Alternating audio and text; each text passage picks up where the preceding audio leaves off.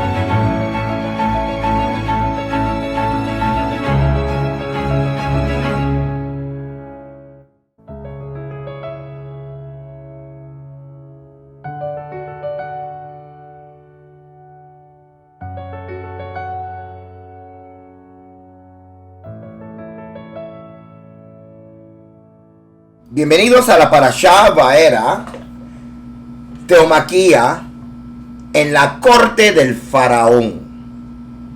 Espero que sea de bendición y que el Señor me ayude a desarrollar esta temática, el contexto egipcio de competencia entre deidades. Créeme, hermano, y se lo voy a decir desde ahora.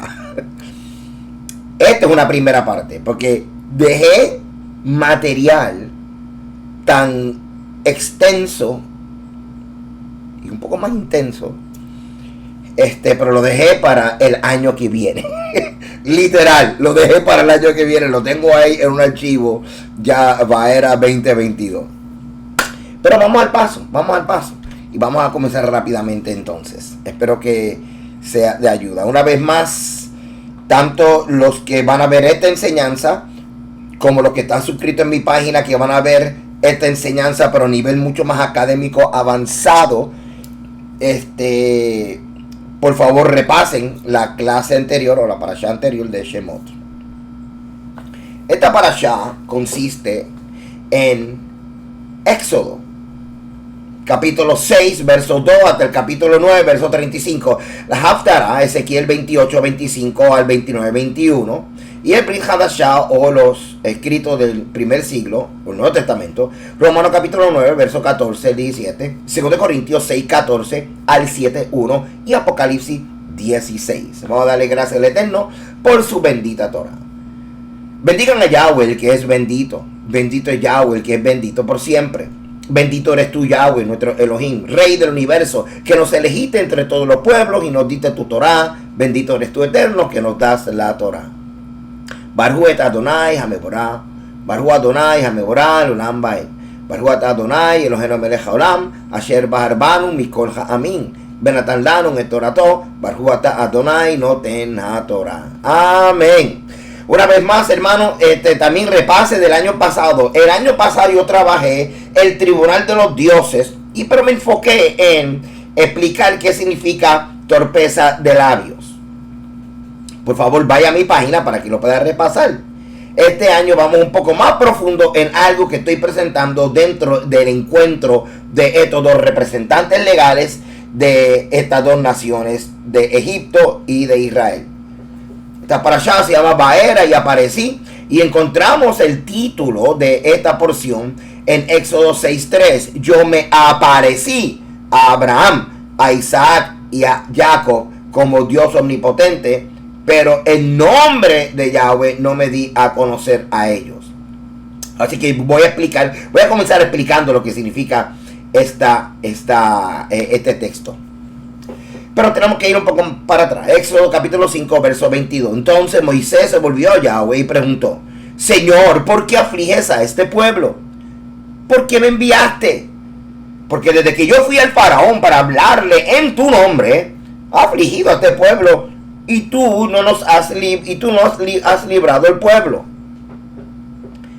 Seguimos, terminando capítulo 5, seguimos en el capítulo 6.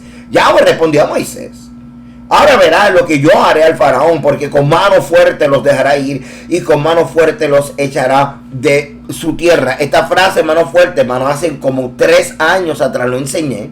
Así que busque, así mismo está en mi página. Habla acerca de qué significa el brazo fuerte o la mano fuerte del Eterno. Ok, entonces Faraón, después de recibir a Moisés y a Aarón y escuchar la demanda de parte de Yahweh de dejar ir al pueblo, no solo se niega, sino que aumenta las precarias condiciones de trabajo. ¿Cómo lo hace? Oprimiendo más a los hebreos. Haciendo esto, el faraón lo que hace es que crea un efecto como una respuesta negativa de parte de Yahweh, un espejismo mental, haciéndole pensar de que es en vano e inútil clamar al Dios que está presentando Moisés. Y esto es algo que muy humano que nos ocurre a todos, hermano.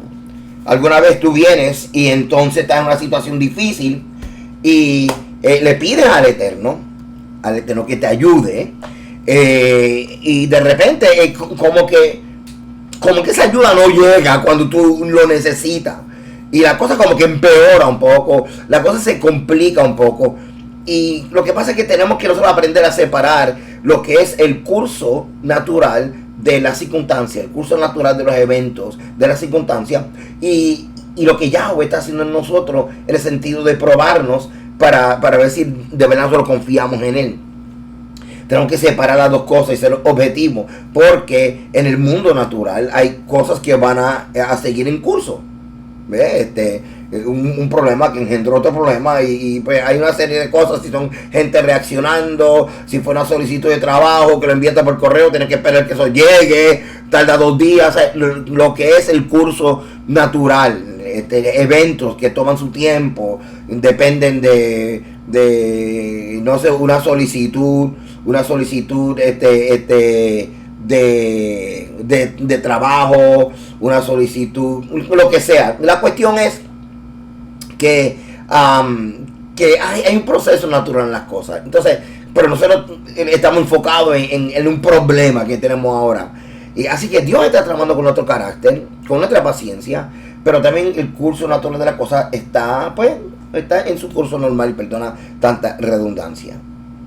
En este caso, ellos ven que Moisés está intercediendo por ellos, y de repente la cosa como que empeora. Así que ellos están enfocados en su molestia y enfocados en el hecho de que las cosas están complicadas, y no se dan cuenta de que Dios está presente y está activo a través de Moisés, respondiendo y prometiendo lo que le prometió a Abraham. O sea, ellos no están viendo eso, pero es algo muy humano. Así que yo te pregunto a ti, ¿qué cosas tú ahora no estás viendo?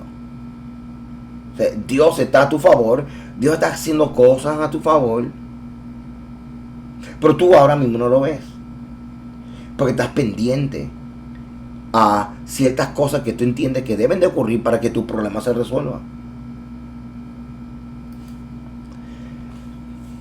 Aunque nuestra parashá comienza aquí en el capítulo 6 de Éxodo, vamos a tener que ir un poquito más para atrás al capítulo 5 para hacer pues la conexión. Éxodo 5. Después Moisés y Aarón entraron a la presencia de Faraón y le dijeron: Yahweh, el Dios de Israel, dice: deja ir a mi pueblo para que me celebre una fiesta en el desierto.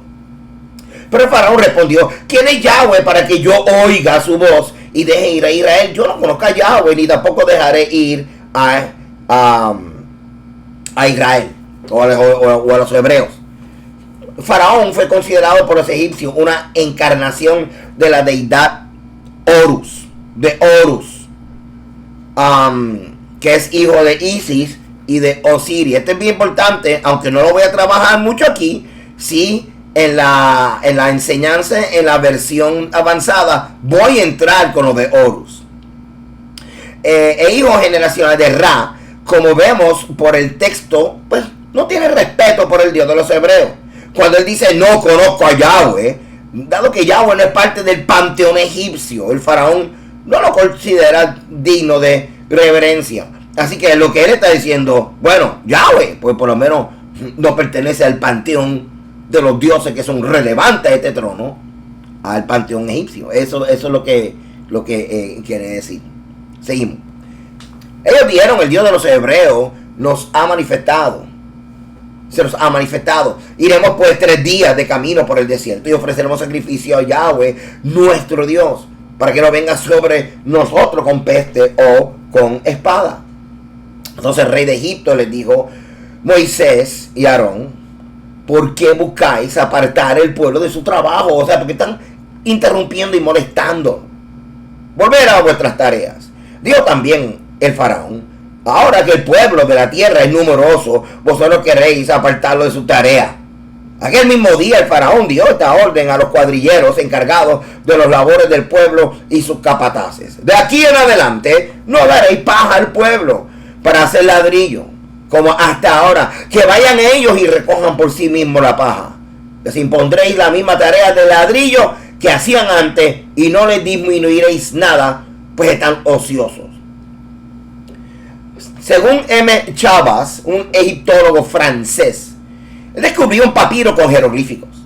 Cuando se descifraron los escritos, resultaron ser obras de un escriba que informaba que 12 obreros habían sido empleados en la fabricación de ladrillos, habían fracasado en sus tareas, o sea que no cumplieron su cuota, y que como castigo se les había dado un trabajo más duro.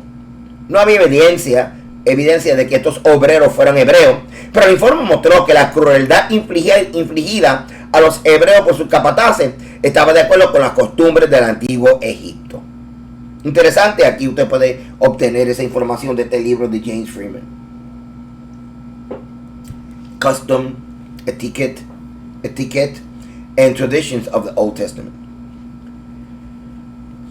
Por eso claman diciendo: vamos y ofrezcamos sacrificio a nuestro Dios, que se les aumente el trabajo para que estén ocupados y no atiendan a palabras mentirosas. Los cuadrilleros y sus capataces salieron y dieron al pueblo: así ha dicho el faraón, ya no os daré paja, y vosotros recogen la paja donde la halléis, pero nada se disminuirá de vuestra tarea. O sea que se le exigirá la misma cuota. Entonces el pueblo se esparció por toda la tierra de Egipto para recoger rastrojos en lugar de paja. Los cuadrilleros les apremiaban diciendo: acabad vuestra obra, la tarea de cada día en su día, como cuando se os daba paja, y los azotaban los capataces de los hijos de Israel que los cuadrilleros de Faraón habían puesto sobre ellos, y le decían: ¿por qué no habéis cumplido ni ayer ni hoy vuestra tarea de ladrillo como antes? Los capataces de los hijos de Israel fueron a quejarse ante el faraón y le dijeron: ¿por qué tratas así a tus siervos? No se da paja a tus siervos, y con todo nos dicen hacer ladrillo. Además tus siervos son azotados y el pueblo tuyo es el culpable. Él respondió: estáis ociosos, sí, ociosos, y por eso decís: vamos y ofrezcamos sacrificios a Yahweh. Y pues ahora y trabajar, y no se os dará paja. y habréis de entregar la misma tarea de ladrillo. Los capataces de los hijos de Israel se sintieron afligidos cuando le dijeron: no se disminuirá nada de vuestro ladrillo de la tarea de cada día. Cuando salieron de la presencia de Faraón, se encontraron con Moisés y Aarón, que los estaban esperando, y le dijeron: que Yahweh os examine y os juzgue, pues os habéis hecho odiosos ante el Faraón y sus siervos, y les habéis puesto la espada en la mano para que nos maten. Entonces Moisés se volvió a Yahweh y preguntó: Señor, ¿por qué afliges a este pueblo? ¿Por qué me enviaste? Porque desde que yo fui al Faraón para hablarle en tu nombre, ha afligido a este pueblo, y tú no has librado a tu pueblo. Acto seguido, capítulo 6, ya entrado en esta parashá, Yahweh respondió a Moisés: ahora verás lo que yo haré al Faraón, porque con mano fuerte los dejará ir, y con mano fuerte los echará de su tierra.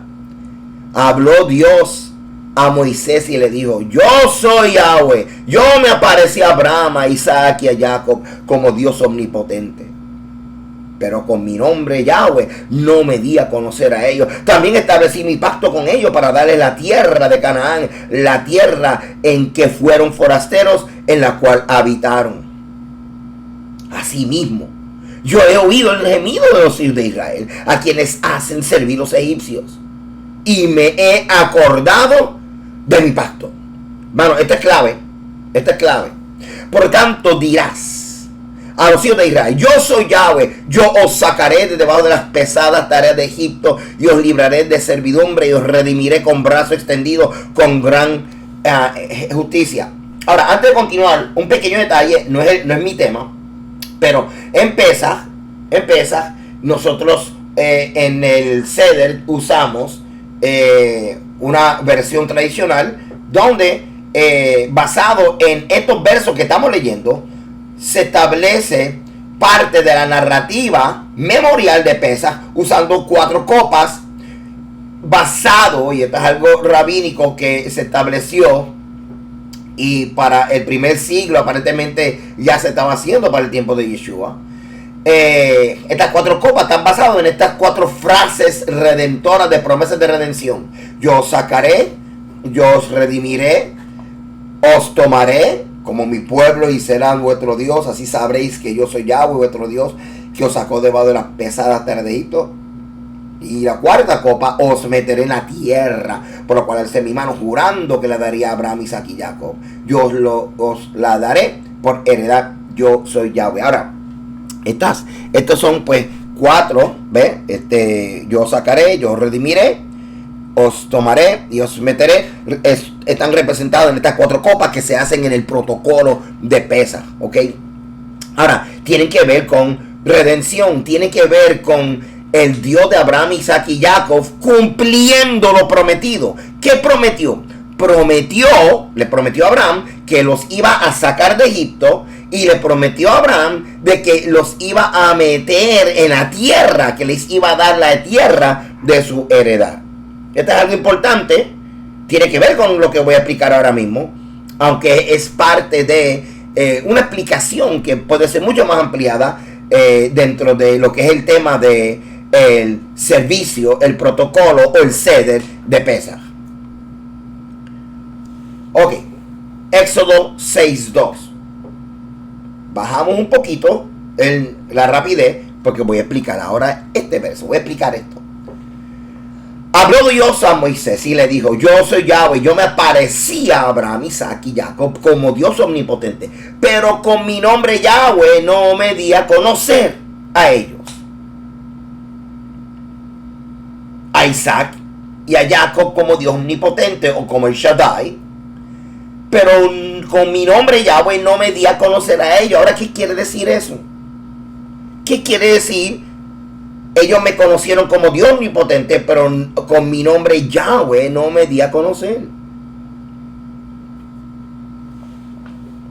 Vamos a ir un poco para atrás otra vez. Moisés, que está frustrado porque fue a pedirle a Faraón que soltara al pueblo, y lo que hizo fue que le puso más trabajo a los hebreos. Ahora los hebreos están molestos con Moisés, y ahora Moisés regresando el Señor que lío tú me has metido.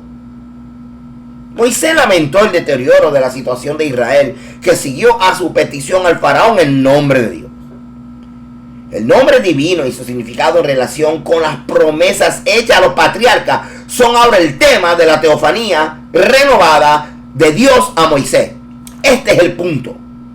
El tema ahora mismo del capítulo 6, entrando esta parashá, es qué significa el nombre del Eterno no revelado a los patriarcas, que ahora en esta teofanía se está revelando a Moisés. Si esta declaración significaría que un nombre divino previamente desconocido, Yahweh, ahora será revelado por primera vez, el efecto de la fórmula yo soy quedaría viciado, o sea, sin valor. La credibilidad de una promesa se ve socavada, no mejorada, si es emitida por alguien cuyo nombre no es familiar, no conocen. Además, esta frase yo soy Yahweh aparece decenas de veces en la Biblia y está muy extendida en la forma correspondiente a las inscripciones reales semíticas del antiguo Medio Oriente, como yo soy Yahweh, así yo soy Mesa, yo soy Salmanasar, yo soy Eshardón. Es la forma de los reyes presentarse antes de un prólogo, antes de hacer una promesa, antes de dar un decreto, etcétera. Así que esto no era nada nuevo, tampoco era nada nuevo, yo soy Yahweh, porque lo estamos viendo aún antes del Éxodo. Así que ¿qué quiere decir esto realmente? Que me voy a revelar como Yahweh, porque no me he revelado a los patriarcas de esta forma, cuando ya esto lo estamos viendo en la Biblia. Precisamente lo que significa es que, número uno, yo soy Yahweh, es familiar, no es nuevo. De hecho, el portador del nombre es tan conocido y tan familiar aparentemente en la historia de Israel, aunque para Moisés es nuevo por obvias razones. Pero vemos cómo su mención evoca emociones como asombro, reverencia, honor y miedo. Su uso como fuente y sanción de una ley o edicto refuerza su autoridad y fomenta su cumplimiento. En otras palabras, cuando escuchamos la frase yo soy Yahweh, no solamente produce en nosotros una respuesta de reverencia y honor, sino la expectativa de recibir un mandamiento o la expectativa de una promesa que nosotros sabemos que Él va a cumplir. O sea, tenemos cualquier nombre. Aunque en el caso de Moisés, sabemos que aunque no conocía el Dios de los hebreos, pero la manifestación que él estaba viendo era algo dentro de su experiencia religiosa egipcia que él conocía. Pero otro día hablamos acerca de esto. Pero sí, él actuó con toda reverencia como cualquier egipcio ante la manifestación de una deidad. En el antiguo Medio Oriente, los nombres en general y el nombre de un dios en particular poseían una cualidad dinámica y expresaban carácter, atributo y potencia. Los nombres de los dioses se identifican inmediatamente con su naturaleza, estatus y función sobre todas las cosas. De modo que decir no me di a conocer a ellos por mi nombre Yahweh es afirmar que los patriarcas no experimentaron el poder esencial asociado con el nombre de Yahweh en el sentido de, y lo voy a adelantar, del Dios que cumple lo prometido. La promesa que le hicieron a los patriarcas Abraham, Isaac y Jacob pertenecían a un futuro lejano. Así que así ellos conocieron a Yahweh, al Dios que le hizo unas promesas que pertenecían a un futuro lejano. Ahora, la presente reiteración de esas promesas exclusivamente en nombre de Yahweh significa que su cumplimiento es inminente. En el capítulo histórico del curso de los hebreos al momento de hablar con Moisés. O en otras palabras, que el Dios que se le está revelando a Moisés no es el Dios que está prometiendo cosas a largo plazo, sino que es el Dios que le está diciendo lo que va a ocurrir. Y esa es la diferencia entre la experiencia que tuvieron los patriarcas y tuvo Moisés. Y de hecho, con la manifestación de estas promesas, el pueblo iba a conocerlo a él. Versos parecidos a esto, que cumplen, ¿verdad? Lo que es la esencia y la función de esta declaración: yo soy Yahweh, y por tal y tal cosa me vas a conocer. Lo encontramos en Isaías 52:6. Por tanto, mi pueblo conocerá mi nombre en aquel día, porque yo mismo que hablo, he aquí estaré presente. Fíjate que no está hablando de algo futuro, lejano, sino en el momento. Jeremías 16:21. Por tanto les enseñaré esta vez, les haré conocer mi mano y mi poder, y sabrán que mi nombre es Yahweh. ¿Ven? Así que estamos hablando aquí literalmente, hermano, de el Dios que está diciendo: me vas a conocer a través del cumplimiento de lo que te estoy diciendo. Porque tus padres me conocieron como el Dios que les prometió. Ustedes me van a conocer como el Dios que prometió a sus padres y cumplió. Y eso es lo que significa Éxodo 6:2. Tus padres me conocieron de una forma, pero ustedes de otra. ¿Capiche? Ahora, vamos a entrar en otra cosa aquí. Éxodo 7. Yahweh dijo a Moisés: mira, yo te he constituido Dios para el faraón, y tu hermano Aarón será tu profeta. Y tú dirás todas las cosas que yo te mande, y Aarón, tu hermano, hablará al faraón para que deje ir su tierra a los hijos de Israel. Así que estamos viendo Éxodo capítulo 7. Esta palabra Dios es la palabra Elohim. Y como he traído en otras enseñanzas, la palabra Elohim, literalmente significa dioses.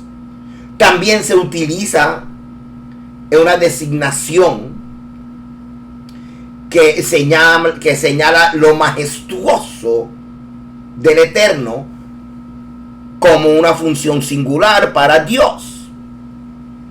Elohim, pero también puede tener una designación en carácter humana, tanto como ángeles como humanos, como un ser poderoso, como un ser de gran influencia, o aún un juez. Pero como quiera, tenemos que nosotros conocer el contexto para saber cuál es la función del nombre de Elohim. Pero todo esto que te acabo de decir no está claro. Cuando se traduce al español se pierde.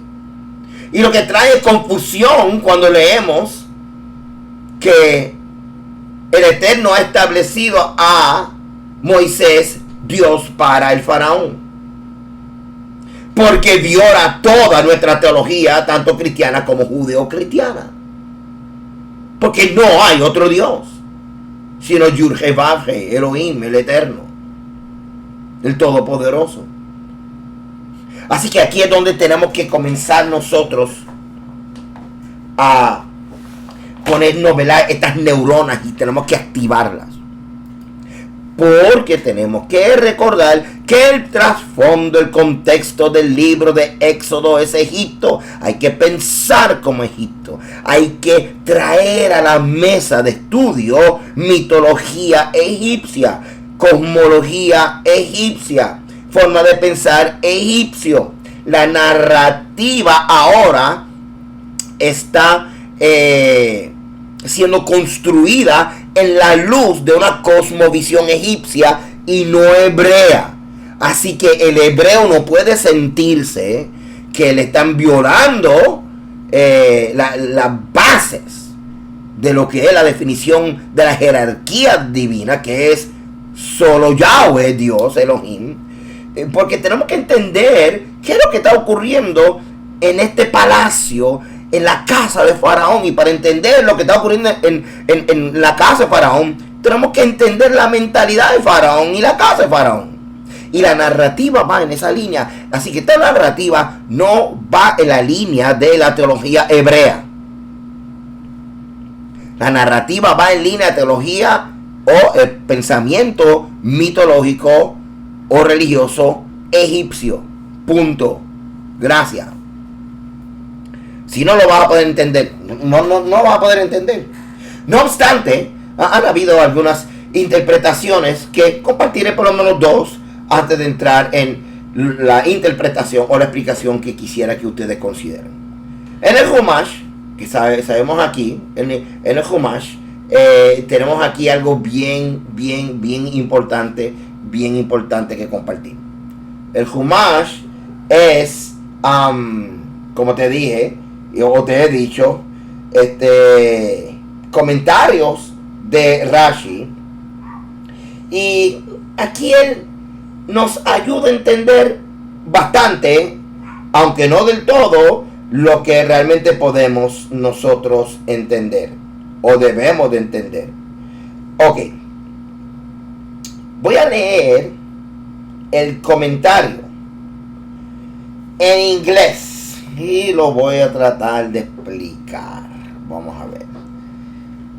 Cuando dice que constituiré a Moisés por Dios para Faraón, esa palabra Dios aquí en el Humash aparece como master, como uno que te domina, como un amo, un capataz. Entonces dice Moses would be a master. Él sería un maestro, uno que domina, in the sense that he would have the authority to impose his will upon Pharaoh and punish him. Así que la intención de traerle esta palabra master o maestro, pero no maestro en el sentido de que uno que enseña, sino con el maestro uno que domina. ¿Ok? Entonces, la intención de esta traducción es llevar el mensaje de que lo que Dios quiere hacer es presentar a Moisés como uno que es más grande que Faraón y que va a imponer su voluntad a Faraón. Esto es lo que aparentemente quiere decir Rashi, y hay algunos comentaristas de la Torah y del Talmud que están de acuerdo con él. Ok, ahora cuando entramos un poco más profundo en el hebreo, vemos que es la palabra Elohim. ¿Ok? Y entonces, la palabra Elohim significa más que maestro. Como ya te he dicho. Y existe un fenómeno, ¿verdad? Porque entonces uno dice, bueno, si en el hebreo dice Elohim, ¿por qué entonces traduce maestro? ¿Qué está pasando? Es como que están arreglando la traducción. Bueno, a veces, cuando se está traduciendo la Biblia, y hablo 300, 400, 600 años antes de Cristo, cuando hubo un proceso de reedición o actualizando traducciones de la Torah y el Tanakh, hubo momentos donde palabras o frases cambiaron por varias razones. Número uno, porque el hebreo cambió. O habían palabras hebreas que explicaban con más claridad lo que estaba ocurriendo en el texto. O existía lo que sea una glosa o comentarios de los escribas que fueron añadidos.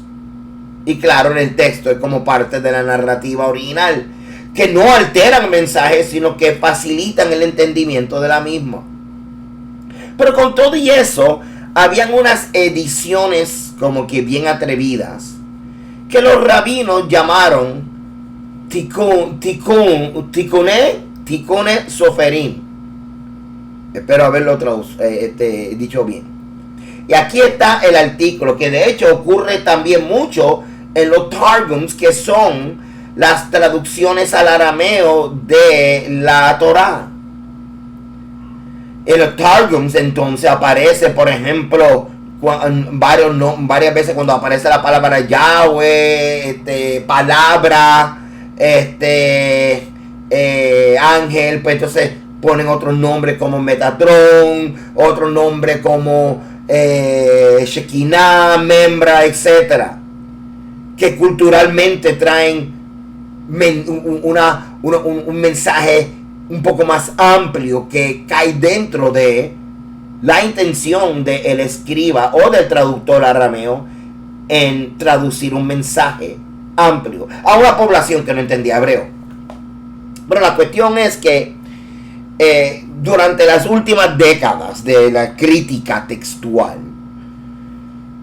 y crítica textual lo que tiene es la intención de estudiar textos antiguos, comparar la lingüística e ir buscando a ver si podemos conseguir los textos originales, entendiendo que a través de los tiempos textos han sufrido ediciones. Así que el término Tikkun Soferim o Tikkune Soferim, que es un término de la literatura rabínica, significa corrección o enmienda de los escribas. Y se refiere a un cambio de redacción en el Tanaj con el fin de preservar el honor de Dios o alguna razón similar. Así que muchos comentaristas tradicionales consideran que el Tikkun Soferim no como cambios reales en el texto, sino como el significado de que el autor original actuó como alguien que corría un texto por razones simplemente de honrar a Dios, sin cambiar el significado o facilitando el significado del texto sin violar principios del judaísmo. Y aquí es donde entramos, porque decir que el Eterno hizo que Moisés fuera Dios o un Dios viola toda la teología del judaísmo. Así que venimos entonces, aunque en el texto dice Elohim, que lo que pareciera es como si Dios subiera de nivel a Moisés y ocurriera una divinización, se convirtió en divino. En los judaísmos no lo iban a permitir. Así que estos escribas iban a mantener esa acción de Moisés siendo divino. Lo iban a mantener humano. Entonces ahí vemos que hay comentarios explicativos o en traducciones como acabamos de ver en el Humash, que es donde en inglés dice master, maestro. Así que eso es lo que está ocurriendo y esto lo vamos a estar viendo. Y si no me equivoco, los rabinos identifican 18 fenómenos como estos ocurriendo en las escrituras. Y todo es por preservar lo que es el honor y no traer no permitir que algún texto escrito literalmente, así como está escrito literalmente, fuera a violar algún precepto del judaísmo. Y esto es lo que está ocurriendo, hermano, en el Éxodo. Éxodo está expuesto con una mentalidad totalmente en la luz de mitología y teología egipcia. Así que hay cosas que no van a cuadrar con el judaísmo. Hay cosas que no van a cuadrar. Por ejemplo, vuelvo y te digo, tú sabes, imagínate que de repente aparezca en el texto que en lo que los hebreos salían de Egipto, Dios elevó a Moisés a Dios. aunque sea con letra minúscula, como estamos viendo, como que hello, o sea que lo divinizó por un año. Esto es algo difícil. Difícil si no estudiamos el contexto del pensamiento egipcio, que está aquí en la narrativa. La narración está de esa forma por causa del pensamiento egipcio, no por causa del pensamiento hebreo. Pero tenemos que entender qué está ocurriendo en esta audiencia donde Faraón está permitiendo que Moisés se le acerque.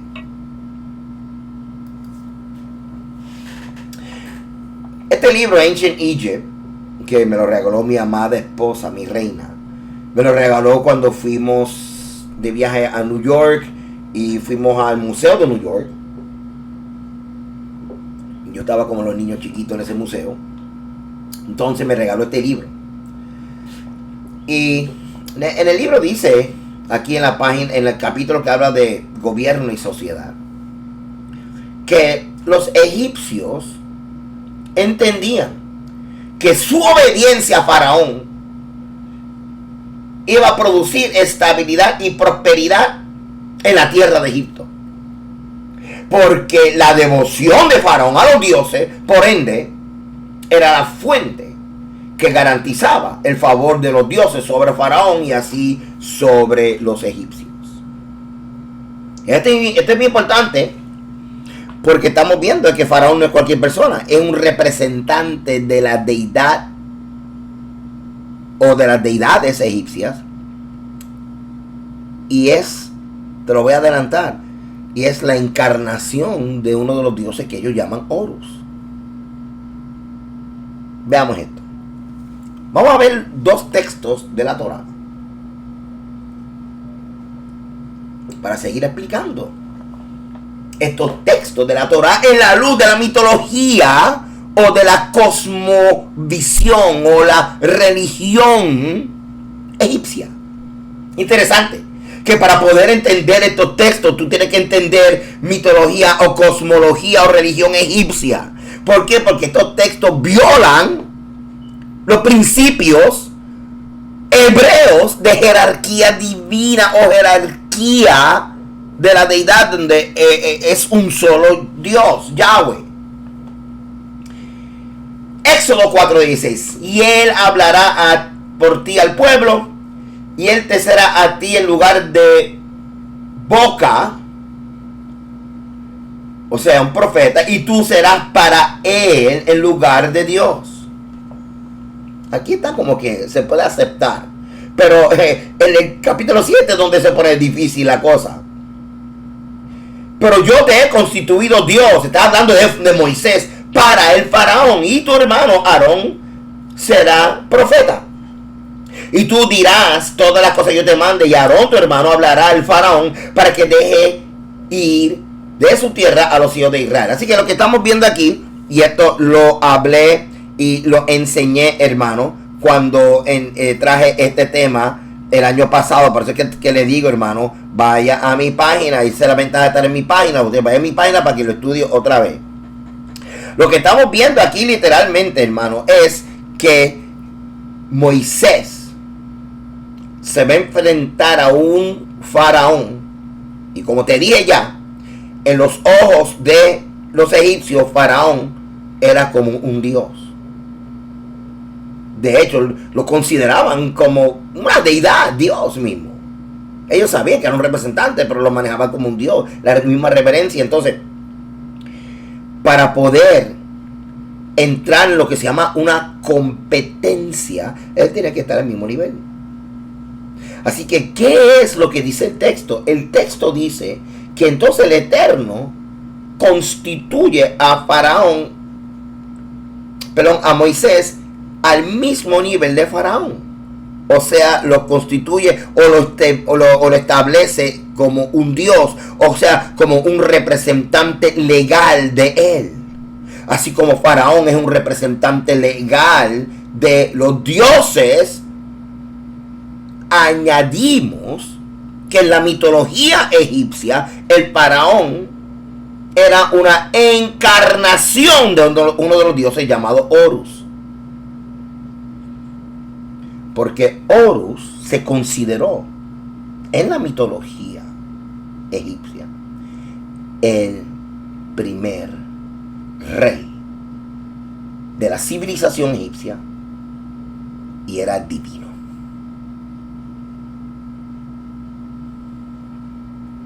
Okay.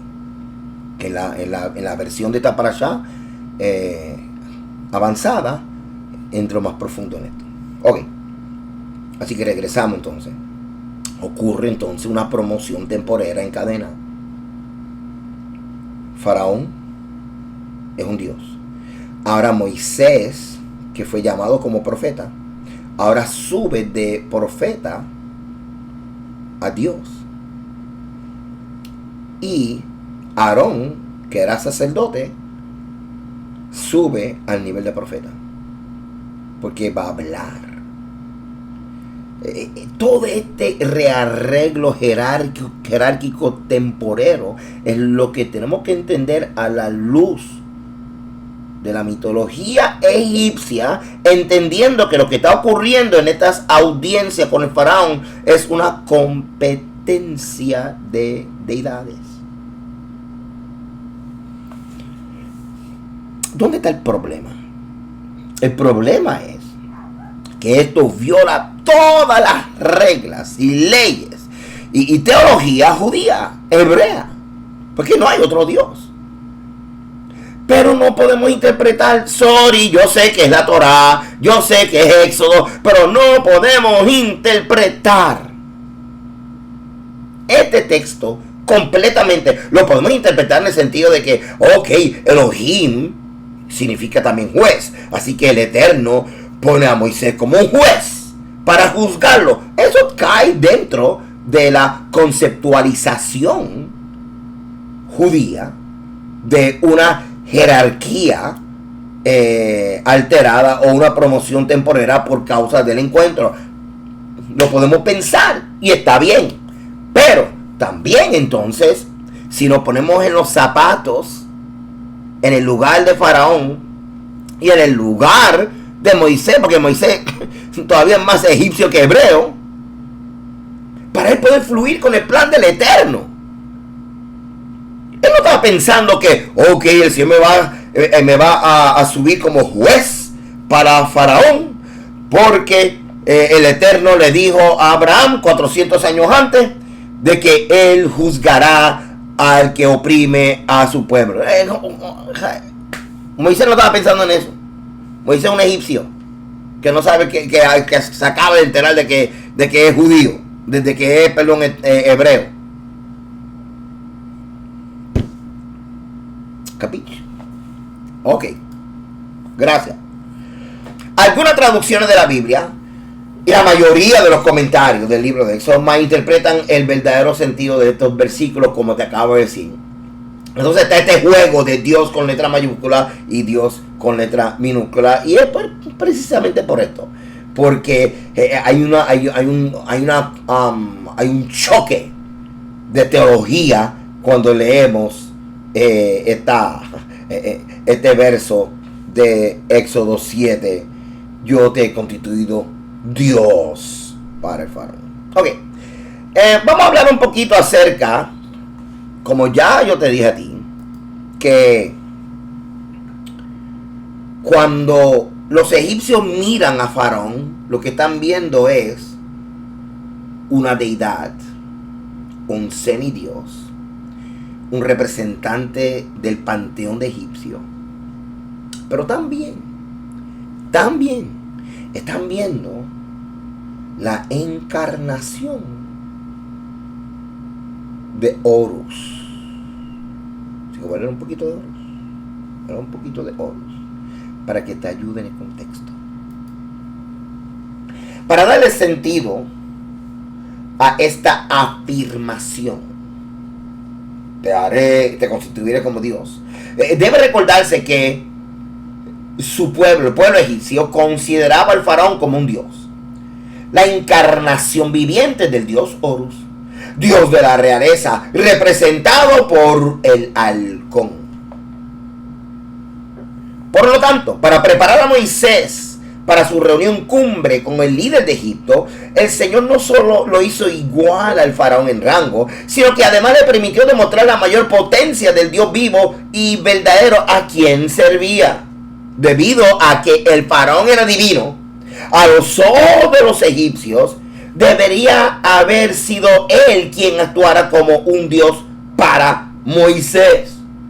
Sin embargo, es una demostración de poder cuyo simbolismo habría sido entendido tanto por los egipcios como por el pueblo de Moisés. Yahweh, el Dios de Israel, invirtió los papeles contra Ra, que es el Dios principal, el Dios supremo, el Dios del sol, el Dios de Faraón. Por medio de las plagas, Yahweh, el mismo Dios de Israel, ejecutó su juicio contra todos los dioses de Egipto, incluyendo a el faraón, el mismo faraón. Así que cuando hablamos acerca de cómo Dios preparó a Aarón y a Moisés para este encuentro, tenemos que considerar lo siguiente. En el sentido del comunicador de Dios y con Dios, el nivel más alto que cualquier ser humano puede alcanzar en la religión israelita es el de profeta. Olvídate de que en la religión israelita alguien pueda aspirar a ser Dios. No. Lo más elevado en cuanto a comunicador y escuchar la voz de Dios es profeta. Alguien que recibe comunicación directa de parte de Dios. Entonces, luego de profeta viene el rango de sacerdote, que es alguien que recibe, ¿verdad? Comunicación a través de Dios, pero de una forma más indirecta, lo que se llama a través del Urim y el Tumim, que son estas dos piedras que están en los extremos del efod.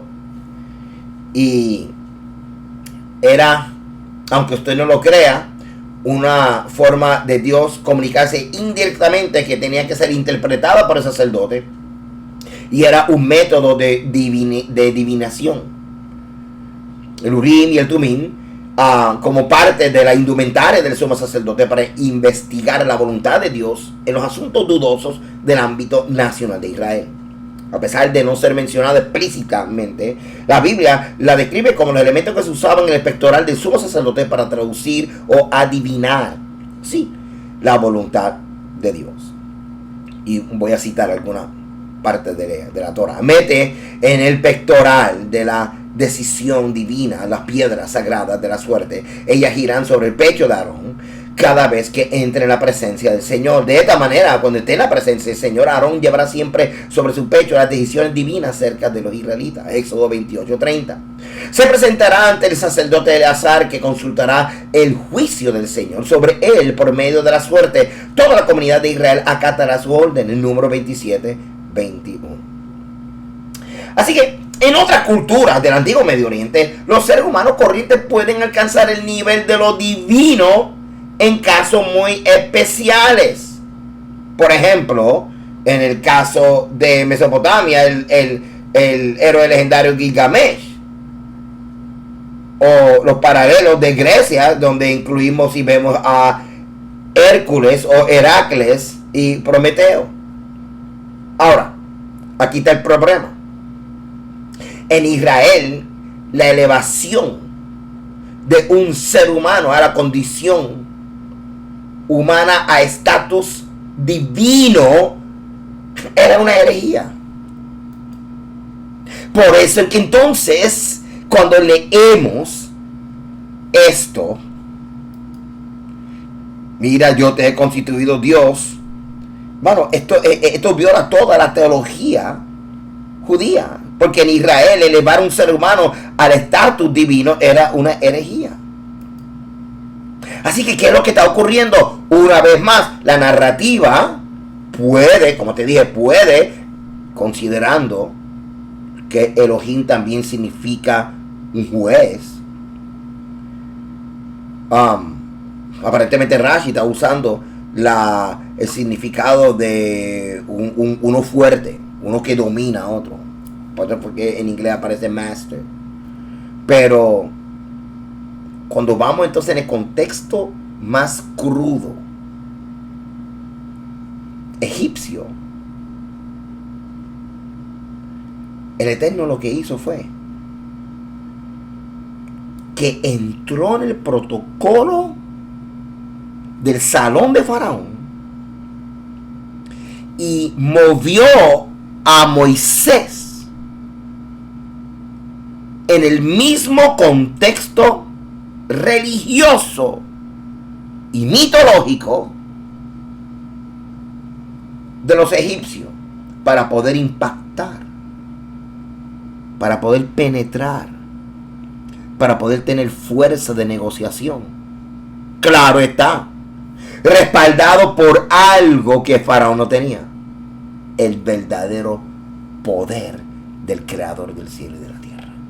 Una competencia que a última hora nosotros sabíamos imposible que Faraón gane, pero jamás podía existir tal competencia si Moisés no hubiera tenido acceso, y él no sería relevante si él no fuera promovido, aunque sea temporariamente, al mismo nivel de Faraón en relación con el panteón egipcio, así Moisés en relación al único Dios verdadero, Yahweh. Ok, aquí es donde tenemos que nosotros darnos la oportunidad de entender qué está pasando en este salón, qué está ocurriendo en este salón. Hay dos términos y conceptos que les quiero explicar brevemente. ¿Y por qué lo hago, hermano? Quiero enriquecer, ayudarte. Quiero enriquecer tu, no solamente nomenclatura antropológica, sino tus conceptos antropológicos. No solamente el significado de la palabra, sino los conceptos, para que los domines, y cuando estemos estudiando escrituras que sabemos que ni la teología cristiana ni judía realmente ayuda mucho para entender lo que está ocurriendo, sino que tenemos que ir al Antiguo Medio Oriente y específicamente aquí egipcio, poder nosotros realmente entender qué es lo que está ocurriendo. Así que aquí hay dos palabras que quiero hablar contigo. Un momento. Estamos hablando de la palabra teogonía y teomaquía. Teogonía es una palabra que procede del griego, que puede traducirse el estudio del origen de los dioses. El estudio del origen de los dioses. Y teomaquía, del griego, teos, Dios, maquía, lucha o batalla. Significa batalla de dioses. En mitología se refiere comúnmente a la lucha o combate entre dioses o contra algún dios. Ahora, una vez más, en el contexto de conflicto divino, teomaquía se refiere a la batalla entre los dioses, particularmente como en el ejemplo de la creación babilónica, en el Enuma Elish. La creación se lleva a cabo después de una batalla por el control del panteón y el cosmos. Por ejemplo, si usted ha visto la película Clash of the Titans, es un ejemplo de teomaquía, guerra entre dioses. Ahora, la teología estándar de la Biblia deja claro el caso de la aparición de Moisés ante Faraón. Está explícito en el texto en Éxodo 7.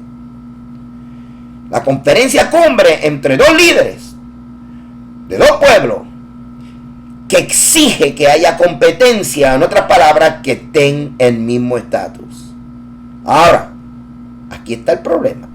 El pensamiento israelita no tiene ningún elemento de teogonía, porque teogonía habla acerca del origen de los dioses. Así que esto de teogonía no lo vamos a encontrar en la fe hebrea, porque solamente hay un Dios. Y el Eterno aparece, no existe tal cosa de que Él se originó y nació. Así que teogonía no aplicaría en la fe hebrea. Porque no tiene principio y no hay otros dioses cuya existencia necesita ser explicada. Así que teogonía no aplica a la fe hebrea. Además, las funciones divinas no están relacionadas con las funciones cósmicas en Israel como lo están en el resto del mundo antiguo. Por lo que los orígenes de las funciones cósmicas, o sea, la existencia no está relacionado con la existencia de la deidad. Así que no hay teogonía bajo ninguna circunstancia cuando hablamos acerca de la fe hebrea. La idea completa de una burocracia divina o una jerarquía de divinos o dioses no existe en Israel. Así que no hay lucha por el gobierno divino, lo que llamaríamos entonces teomaquía, ni una reestructuración del mundo divino o un decreto de destino para las deidades como ocurre en otras partes del Antiguo Medio Oriente. Así que esto es interesante porque con todo y eso estamos viendo que Moisés está participando de un ejemplo clásico de teomaquía, aunque guerra de dioses, aunque teomaquía, guerra de dioses, no existe en la fe hebrea. Y esto es lo impresionante de todo esto, hermano. Porque estamos trayendo unos contextos religiosos, mitológicos, culturales, que no pertenecen a la fe hebrea, pero que son necesarias para entender el texto que estamos leyendo en Éxodo 7. ¿Capich? Hermano, miren, tú y yo podemos coger un texto bíblico y predicarla y traer un mensaje bonito. Una cosa, escuche esto bien, una cosa es traer un mensaje motivacional, inspiracional, positivo, basado en un texto. Y otra cosa es explicar el significado del texto. Dos cosas totalmente diferentes. A mí me gusta hacer las dos.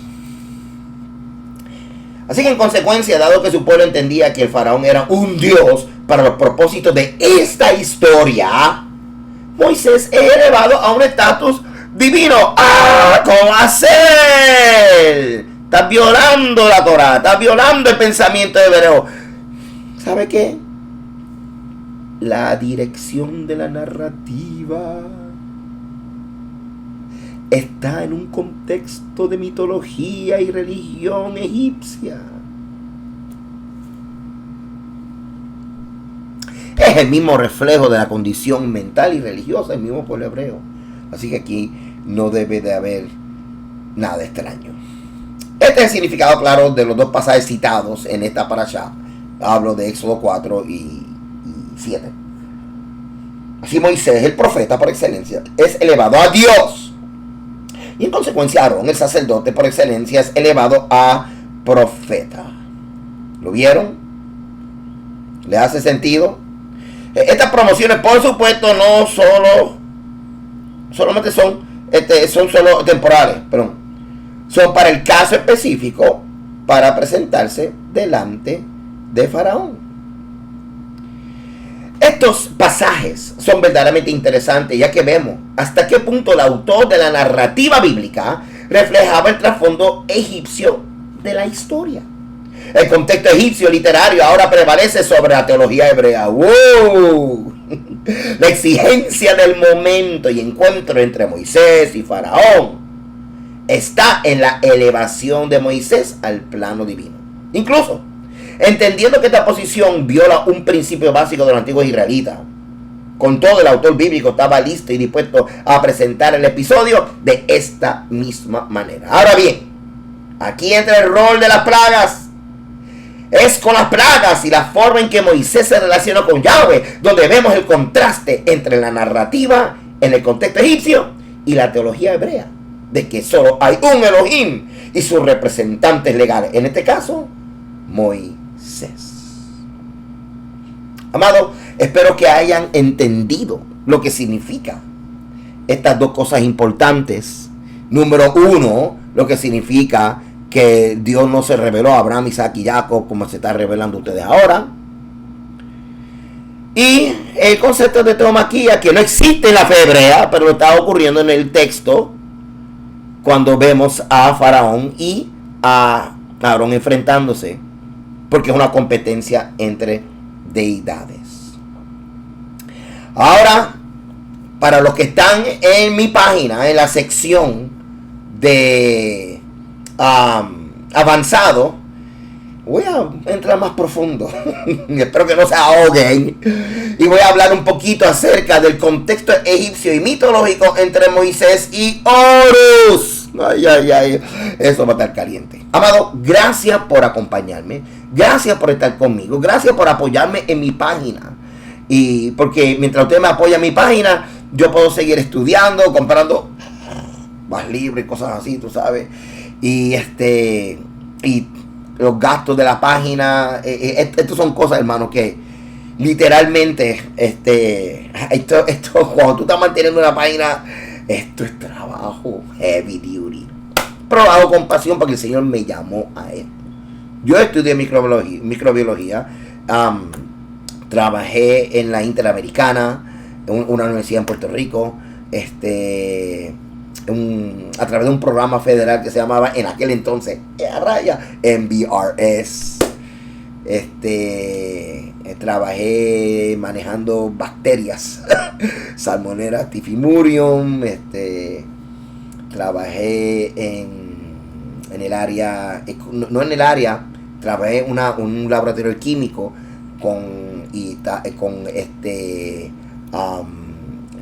especialmente haciendo la parte de microbiología. Había otro que se encargaba de lo que se llama química orgánica.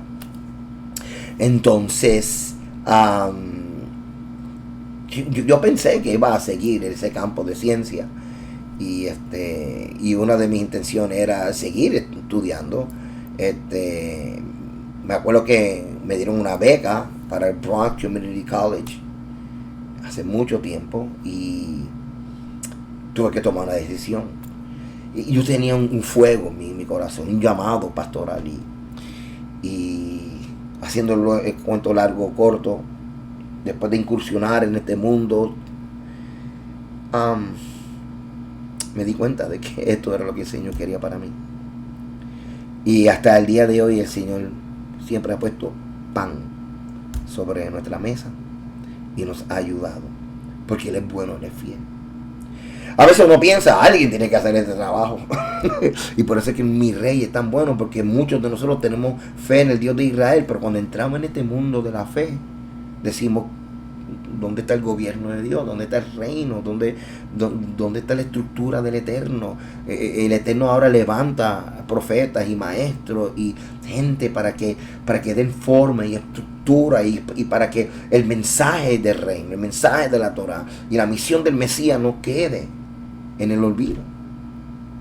Y por eso es que yo siempre doy gracias al Eterno por haberme llamado, y espero que Él me ayude al fiel cumplimiento. Y siempre también contando con cada uno de ustedes en su apoyo, y la forma de apoyar en las oraciones y apoyando mi página definitivamente es una bendición. Así que gracias por estar conmigo una vez más. Nos veremos entonces en la próxima. Y ya ustedes saben, los que están en mi página ahora, vayan y busquen esta misma versión más avanzada, porque vamos a hablar de Horus. Sumamente interesante. Shalom.